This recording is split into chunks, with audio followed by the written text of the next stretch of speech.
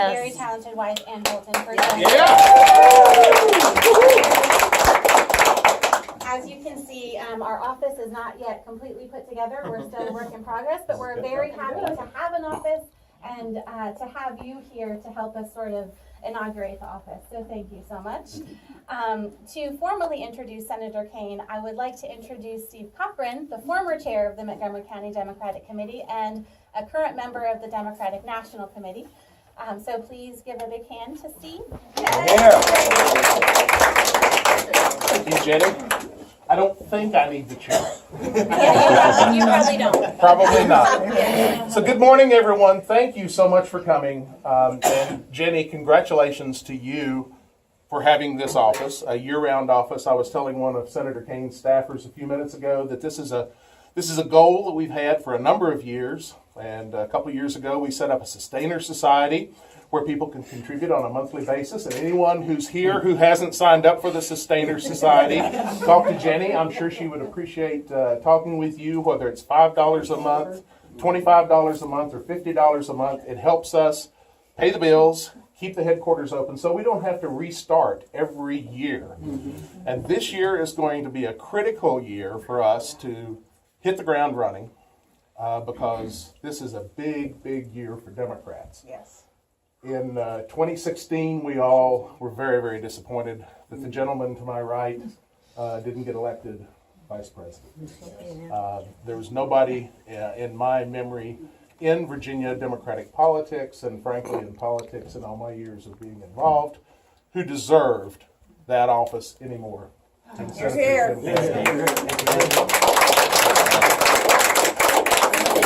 Tim is a decent human being. And I don't know what else I could say that would make you feel any better about him other than that. But he and his wife, Ann Holton, and Ann, thank you so much for being here. Please pass along our regards to your parents and our best wishes for a Happy New Year to them. Have dedicated their lives to public service. And I had the privilege of meeting Tim when he was mayor of Richmond, thinking about running for statewide office, thinking about running for lieutenant governor. We've been great friends ever since. He has done more for the Commonwealth of Virginia, for Southwest Virginia, and Blacksburg. Now I think I can say Blacksburg specifically, than just about anybody else I know in elected office. He's wonderful in the U.S. Senate. He deserves to go back to the U.S. Senate. We've got our work cut out for us, though, this year. There are all kinds of people lining up to challenge him. I think E.W. Jackson is going to run. Who else? I've already sent my contribution to E.W. Jackson for the nomination, so if the rest of you want to do that, I'll be glad to share the address with you. But in all seriousness, we can't laugh this off. I mean, we laugh because we know E.W. Jackson, but we also knew Donald Trump. We knew what he was all about, and we knew what he would be like as president. And we were right. We were right. So it's critical that we have people like Tim Kaine in the United States Senate as a firewall to stop all the craziness coming out of 1600 Pennsylvania Avenue. Tim, welcome back to Blacksburg. Thanks, Steve. Welcome back to Southwest Virginia. We had a great time last night down in Abingdon. How many were there last night? Yeah, it was fun. We had a great crowd down there. We so appreciate you remembering Southwest and what you mean to us as a leader. So Thank you, Steve. So much. Hey, thanks, guys. What a good friend. This is a really good gathering, and I want to thank everybody for coming out on a cold Sunday morning to just do a little bit of a welcome, and also to congratulate the newly elected members of the Montgomery County Committee. So if you're a newly elected member of the committee, raise your hand. Give them all a round of applause, right? Hey. And this is a little way to say thank you. And Ann and I just decided when we were home for Christmas that the way to start off a campaign year, first weekend, no matter how cold it is, we just want to just come out on the trail. We started at 11 o'clock Friday morning in Farmville, and then we worked our way west along Route 58, and then north on 81, and we've done a ton of events over 3 days, and we've had a blast. And we particularly love it anytime when we're in Southwest Virginia. Steve mentioned I was a mayor of Richmond, and nobody knew me outside of Richmond. And I decided to run for lieutenant governor, and I was kind of exploring it. It was the fall of 2000. And I came down, and Victoria and Steve and some others, Jim Schuler was sort of part of it, and we sat down, and I don't know what they thought the mayor of Richmond would have to offer to Southwest, but they were kind enough and gracious enough to host me, and we've been great friends ever since. And so many of the wonderful moments and challenging moments in my life as a public servant have been connected with Virginia Tech. The wonderful aspects of working with Tech and Carilion to start a medical school and a medical research campus, and look what that's doing to Roanoke right now. It's amazing. And I was in on the ground floor of that, and then the horrible tragedy of dealing with the shooting here in April of 2007.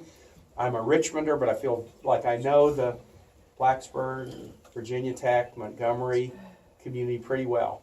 And I've always felt so welcome here. And my wife, too. You guys know my wife, Ann's from Roanoke, with family from Big Stone Gap in Wise County. So we always have a lot of fun when we're here. I also want you to just know who I have with me. I said this last night at the Blue Jean Ball, is that I have 5 staffers with me today. Why do I have 5? Wow. Because when my staff hears I'm going to be in Southwest Virginia, they all fight to come with me. They love being here. So Tyler Johnson, the poor guy has to travel with me wherever I go. Hey, Tyler. And he's fantastic. And he works in D.C. And then we have Taylor Hennings and Ellie Warner. Taylor and Ellie are part of my amazing fundraising team, hint, hint. And so, and we did a fundraiser last night in Bristol, and they're here. And if anybody's interested in having me back to a theater near you for opportunities, these guys are the folks that you should know, but they do wonderful work. And then Ian Sams is the communications director of my campaign. And then we had Adam here, but he's already jumped forward. Adam is the advanced guy, already jumping up to Stanton. But I have a wonderful team. Let me just tell you what 2018. Well, before I would tell you about 2018 would be about, let me thank you for what you guys did in 2017. I mean, I was here the weekend before the election, and was with many of you first at a rainy event over in Radford for Chris Hurst and other candidates, and then we did a backyard event right here. Whose house were we at? Backyard event right here in Blacksburg. The rain had stopped, and it was fantastic. The backyard was packed. And then we came onto campus for a College Dems event for Chris that was just packed on a Friday night. And I got back from that weekend. I did 43 events in the last 3 weekends for the ticket, and most were not with the members of the statewide ticket. Most were with delegate candidates. I got back and I said, I feel very, very good about Tuesday. And obviously, sweeping the statewide races and winning 15 House seats, I mean, that's just sea change. And you should feel very, very good about that. And electing Chris to have a Democratic legislator from the 9th, that's a really good thing for the 9th. Yes. I know Deb Baum, the head of the 9th District CD, and all of you feel really good about it. But one of the things I wanted to tell you, and forgive me those who were here last night because I'll repeat it, but it's really important. You not only did something good for Virginia, you gave the nation a hope injection. I mean, I know what the mood was in the National Democratic Party, having been a former National Party chair, and I'm in the Senate every day with my colleagues. My colleagues also were having a hard time getting over 2016. In fact, the very week of the Virginia election, there was a battle in the National Democratic Party about was the 2016 primary rigged or not. People were looking in the rearview mirror, fighting about that. I walked into the Senate Monday, the day before the election, and my colleagues rushed up to me. On Morning Joe today, they said the Dems were going to lose Virginia. And I said, well, let me tell you something. I've done 43 events in the last 3 weekends, and I tell you, we're going to be just fine. Virginia was going to deliver some good news to you. But they didn't believe it. And it wasn't because of anything about Virginia, but they just were beaten down. And they were looking in the rearview mirror, and they were fighting about what happened in 2016. The day after the election, I go back into the Senate. And now people are clumped around, and the great thing is now they're looking forward. 2018 could be a really good year for us. Yes. The Virginia result convinced people that, you know what, there's energy, there's excitement, there's new people running for office. Folks are figuring out that this president said a lot of things, and he's breaking a lot of promises, and he probably bamboozled a lot of people. So the Virginia election was a massive national hope injection for Democrats and progressives all over this country. And then the Alabama special race in December just was another bit of evidence for that. So now we go into a 2018 with people all over the country feeling excited, new candidates, first-timers running, people getting energized, people opening up local offices who may not have had local offices before. So I feel good about all that. But we don't take anything for granted. My friend Mark Warner, all of our friends, Mark ran a re-election race in 2014 and his popularity was high and everybody thought it was going to be a cakewalk. He'd be a shoo-in, and he won by 1% of the vote. And there's, Donald Trump. Now, at least Virginia got it right. Virginia could spot Donald Trump a mile off and know that guy was going to be a bad president, but most people didn't think he would win, and he ended up winning, so we take nothing for granted. Ann and I, we've been all in for Virginia for 33 years of marriage. My political career, I think you know the offices I've held, but my wife, legal aid lawyer, juvenile court judge, First Lady of Virginia, Secretary of Education, now is on the State Board of Education, teaches education policy at George Mason. Forgive her that it's Mason and not Virginia Tech. but we've been all in for Virginia, and we're all in for a Virginia that's for all. A Virginia where there's economic opportunity for all, and educational opportunity for all, and equality for all, and public safety for all. And that shouldn't matter what zip code you live in, shouldn't matter who your parents were or how many years your family's been in the country. We want to offer a Virginia for all, and that's what we are so dedicated to. In the Senate, I work on armed services matters. I work on foreign relations and diplomacy, work on the budget committee. And then in the last year, I finally really hit my sweet spot. I've been added to the health, education, labor, and pension committee. So all of healthcare, all of education, all labor and workforce rules, all pension issues. And so I got my hands full, but about things that I care about and I know something about. And in the year coming ahead, one of the things I'm really excited about is I have a bill on the table with a senator from Colorado, Michael Bennett. We call it Medicare X. We think everybody in the country should be able to buy a Medicare policy. Yes. So that there should be a traditional Medicare policy when you hit the age limit, right? You pay in, you get Medicare. But Medicare can create a policy for working age people and their families and offer that policy for sale. But because Medicare already has a nationwide distribution network and a provider fee schedule and a provider network, and they don't have to pay fancy salaries to execs, and they don't have to pay state and local taxes, they don't have to pay a lot of fancy advertisement, and they don't have to collect a big profit margin, a Medicare X policy would be very affordable. And especially in rural America, too many times there's only one insurance company, if that, that'll write a policy. So why not offer more choices to everybody? So I'm very excited about, Steve said, part of what I do is try to provide a check against an administration run wild. And that's really important. But that's not all I'm doing. I'm trying to put out good ideas on the table every day for people to try to solve problems and move us forward, and even find Republicans who will work together with me on them. So I really do need your help. Would love your help. We'll have some fun on this campaign.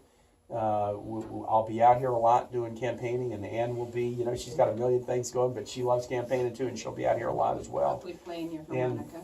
I will play a lot of music, unless I see my polling start to decline. I'll stop playing music. But we will, politics, there should be joy in it. Yeah. Even in a tough time, maybe especially in a tough time. If you don't like it, do something else. I like politics. I like helping people. Like all of you, you wouldn't be doing this. You wouldn't be doing it if you didn't like helping people. And we make a big difference in folks' lives. And, sometimes they get it, sometimes they don't. Sometimes they thank us, sometimes they don't. But we're here to try to do things to make a big difference. And you guys know that, and that's why it's so cool to be associated with you. So thank you for your help. Thanks for being here today. And I'd love to open it up and take a question or two or take a piece of advice. But before I do that, I do want to show a very nice thing I was given. It says, "Dear Senator Kaine, it was nice to meet you. Love, Jade." And Jade, that's me and Jade. Jade's the one with hair, and I'm the one with no hair. I got hair. But Jade just drew that for me. She met me and then just went right and drew it. So That's great. Yay, Jade. Jade. All right,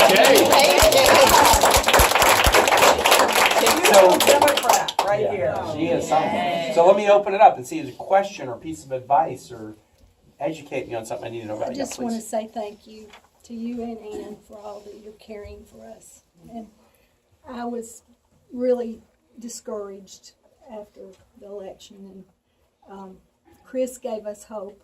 Yeah, absolutely. I was a little tired of campaigning after this last one, but I think you might have got me hooked. Enjoy that. But especially, I think, of all that you're doing, and it must be so hard. And we just appreciate Thank you. what you're doing. You know, it's funny. It's hard in the one way, but I tell you, it's like what an actor says. I have no trouble finding my motivation every morning. I get up early and it's like I'm racing to work because like there is sort of an existential quality to the work right now. Like boy, the Senate is like the emergency brake on a runaway train, and sometimes the brake works and sometimes it doesn't. But we have some tools that were put there in 1787, you know, by Madison and others. They wanted to check against an executive run wild, and they gave the Senate some tools, and there's other tools too. You're part of what they put in. You know, the press, governors, the court system. You know, there's all these tools to try to check the executive, and we're living through a tough time. And while it's hard in some ways, in other ways, it's never been easier to get motivated to do the work. Well, thank you. And the backyard's there. All right. This Let's backyard see is if we like, can get the donkey to actually come over and make a visit. little noise during it. Yeah, Matt. So this is kind of, I don't mean this to be a downer question. Yeah, sure. You know, we're in the middle of Southwest Virginia, and we have this conversation, you know, we're talking about Medicare, we're talking about education policy, and I think we all have friends, you know. We go home, and the conversation is not about that. The conversation is about, you know, did you hear that Tim Kaine is the literal servant of the Antichrist? Yeah. Hillary Clinton smells the salt. Yeah. How do we, Yeah. in a real sense, how do we shift the conversation here away from that Yeah, Matt, great question. and towards something, whether or not, you know, we win Southwest Virginia in the amazing next one. Yeah. How do we shift the conversation to something more productive? Yeah, no, that's a really good question. And I think you have to start with setting your expectations right. And let me just use the Trump election as an example. So Donald Trump got 46% of the vote nationally. Today, Donald Trump's popularity is 37-38. Unless he dramatically changes his MO, it's going to continue to erode, but it'll probably erode down to about 30 and not below that. Now, the way I look at that as a political person is, wow, 30% is like landslide bad. But I also could look at it the other way. What, more than 100 million people feel like that's okay? Yeah. More, you know, on election day, 63 million people thought it was okay to vote for this guy who treated women so badly, et cetera, et cetera, et cetera. So depending on how you look at it, it's kind of a, you know, it's either the American public's figuring him out, or wow, how come so many people still support him? I think what you have to grapple with in all of our work as Dems is that difference between the 46 and the 30. We are not going to be able to chase after the 30 and convince them to be on our side. I would say much of that 30%, at least right now, they're sort of lost to us, and usually it's over diversity issues. I mean, usually it's over issues of feeling comfortable with immigrants, or, you know, LGBT equality, or, you know, diversity issues, and that hardcore 30, they're not going to be with us today, although their kids are going to be with us. You know, and not 100% of their kids, but what happens is that attitude starts to really transition, and we see it all the time. But what you do have to do is set your sights on the 46 to 30. There is a group of, you know, 15, 16% of the electorate who voted for Donald Trump, who we can get. I'll tell you one group of them that's really important. And I think those of us who are in office, we have to look ourselves in the mirror and grapple with this. In 2016, if you didn't like Washington, Donald Trump was your candidate. There's a lot of reasons not to like Washington, right? So if you really thought Washington wasn't paying attention to you, now you had Hillary Clinton. Now she's going to be a history-making president. She's going to be the first person. But Hillary Clinton was kind of part of Washington.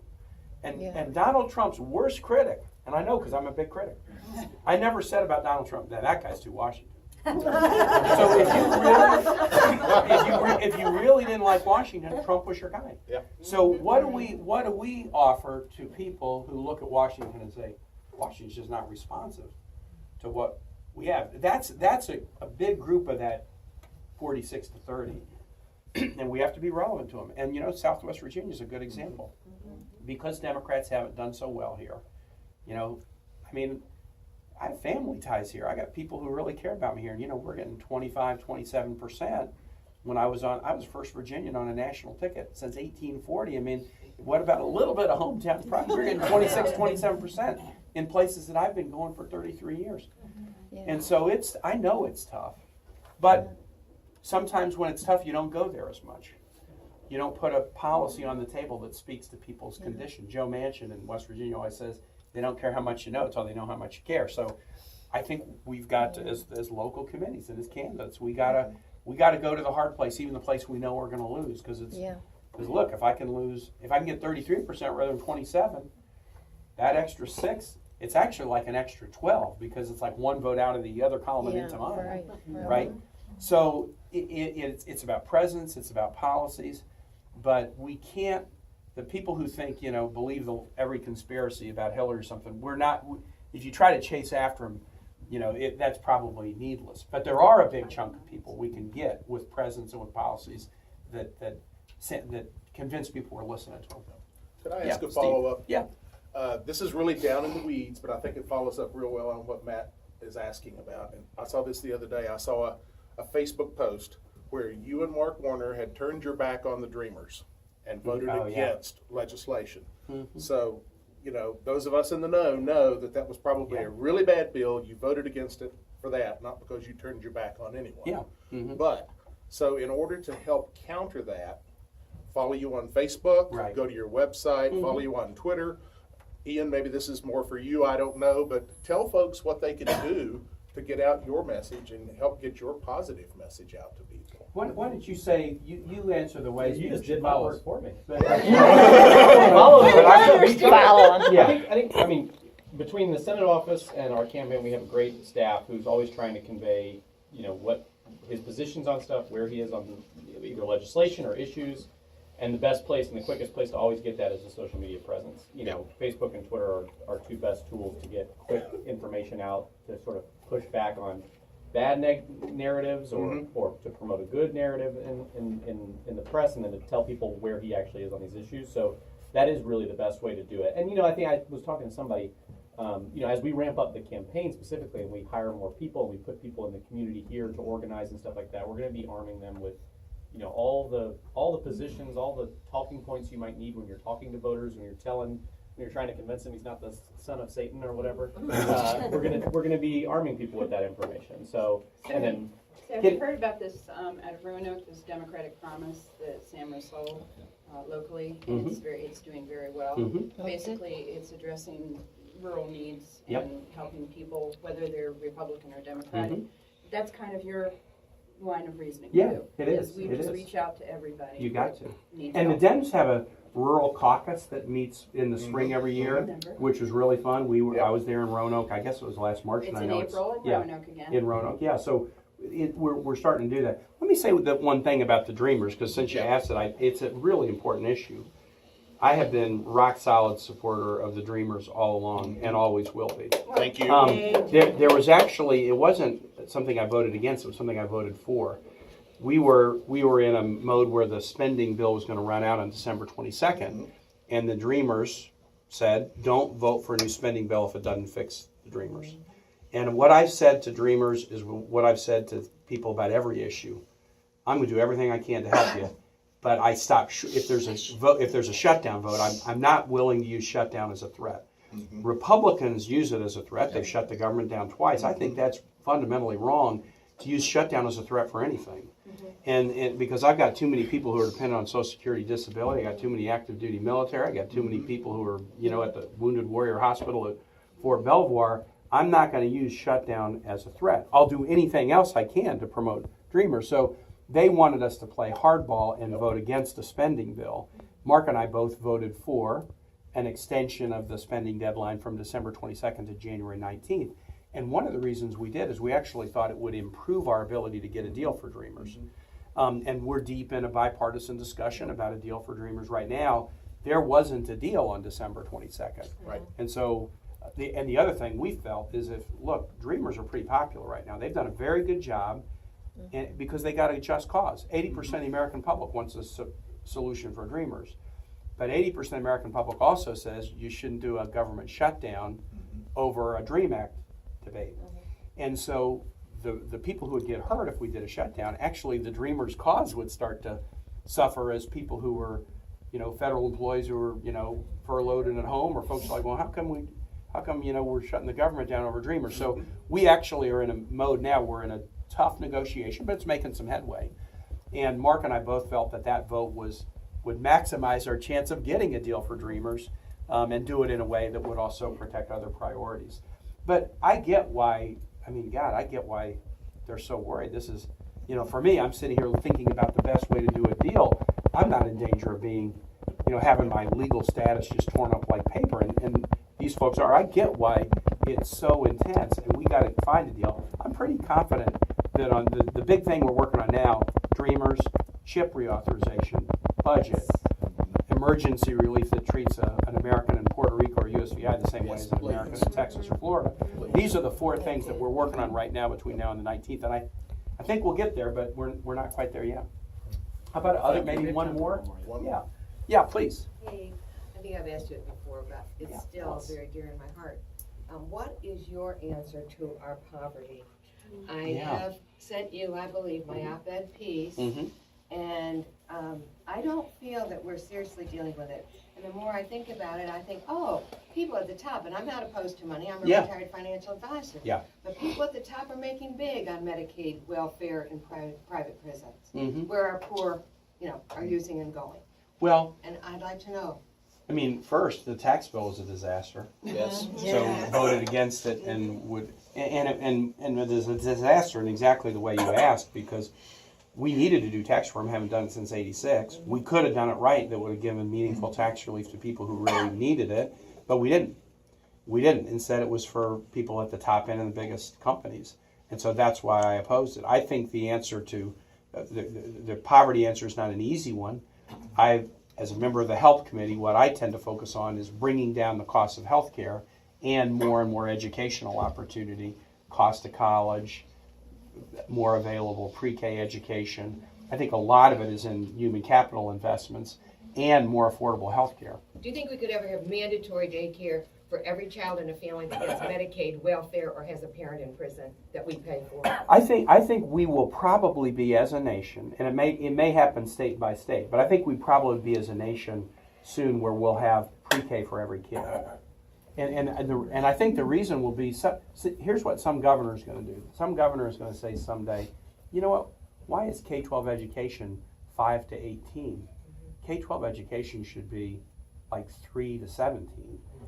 Because we know more about the way the brain develops. What's magic about starting kindergarten at age 5? We've been doing that for 50 years. Well, now we know about the way the brain develops. So what is the best way to invest in a year of education? It would be earlier.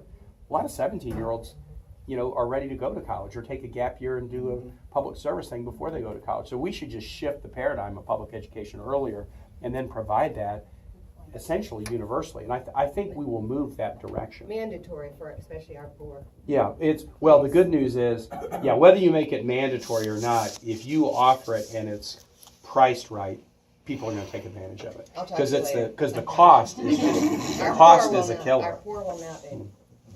Okay, well listen, thank you guys. We're going to go up and do one more event in Stanton, but I really appreciate you coming And I out. don't want to do this. This is what I give you. Okay, thank you. Ask for requests and advice. It's Yes. for you at a quiet moment. And I chatted with your husband. I know. Thank you that you know. If everybody can come to this side of the column, I'd love to take a picture out this way. All right.